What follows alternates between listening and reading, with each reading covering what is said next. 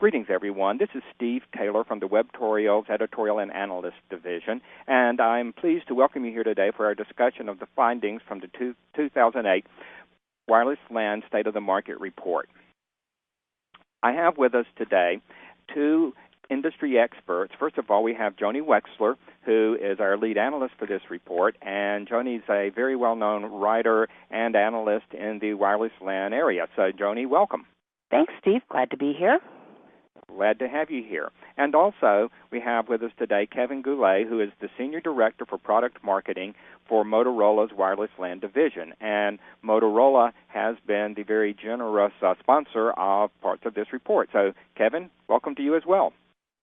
Steve, thank you. It's my pleasure to be here today. Very glad to have both of you here with us. Just a little bit about the survey that we had as the database for this particular report. This was the 5th annual version of this particular Wireless LAN State of the Market Report. And the data for this was collected back in August of this year. The survey base was a survey base that basically consisted of our Webtorials community, who tend to be people who are building and planning their next generation of enterprise network. And so what we've included here are those folks who are involved in their organization's wireless LANs, and it's a totally worldwide audience that has responded to this. And, of course, you have the URL here on the slide to go and look at the very, very detailed demographics and lots of other information as well, by the way. At this point, though, what I'd like to do is to turn over the control of the session to Joni Wexler. So, Joni? Hey, thanks.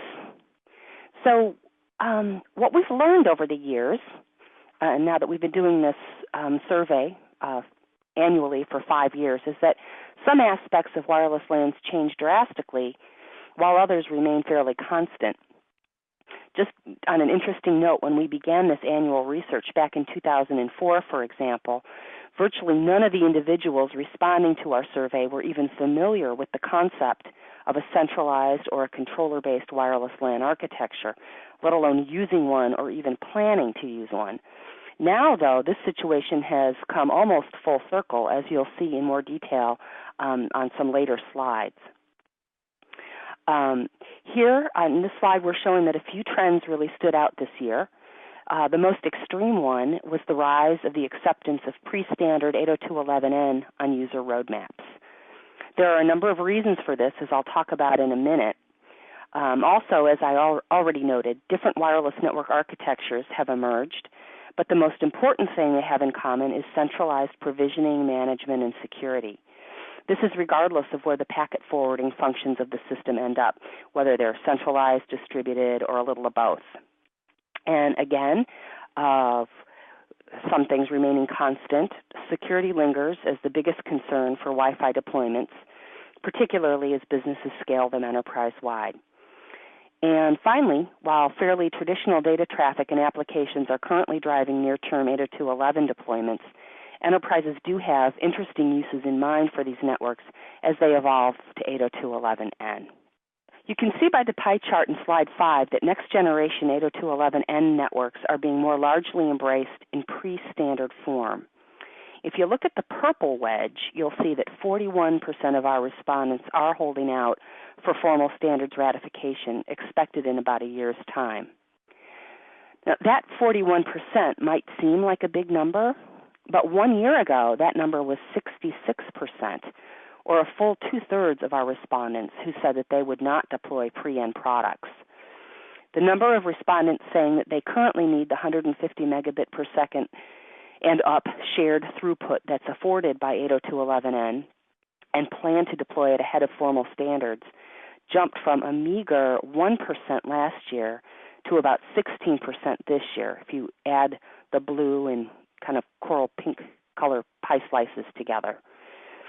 These numbers show a preference for using products that have been certified as interoperable by the Wi-Fi Alliance Industry Consortium, added to the percentage that intend to deploy 11n in limited areas of the company or controlled pilots.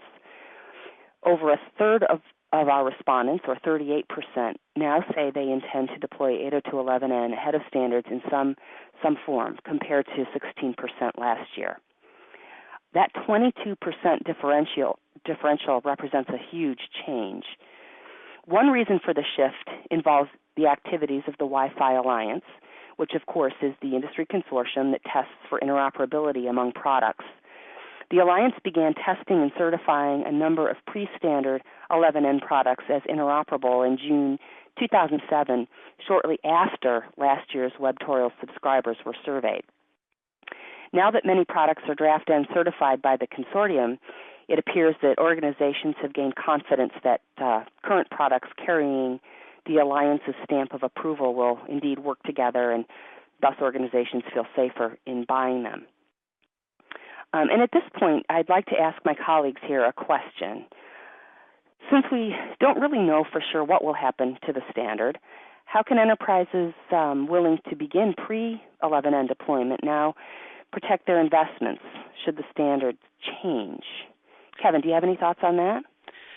Yes, Joni. We in the industry, certainly Motorola, and I think the industry in general, is first of all believing that the Draft 2 standard that we're currently on is reasonably stable.